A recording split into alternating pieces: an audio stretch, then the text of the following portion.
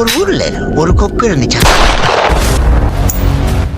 அது ஒரு நாள் மீனை பிடிக்கிறதுக்காக குளத்தோரமா ஒத்த கால தூக்கிட்டு நின்னுச்சான்.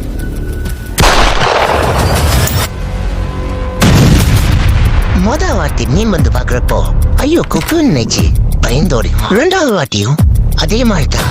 ஆனா மூணாவது வாட்டி வந்து பார்க்கும்போது மீன் யோசிக்குமா, இது கொக்கா இல்ல சிலையான்னு செக் பண்ணி பாக்குறதுக்காக கொக்கு பக்கத்துல போகும்போது கொக்கு என்ன பண்ணு தெரியுமா? நீ எல்லாம் ஒரு ரவுடி.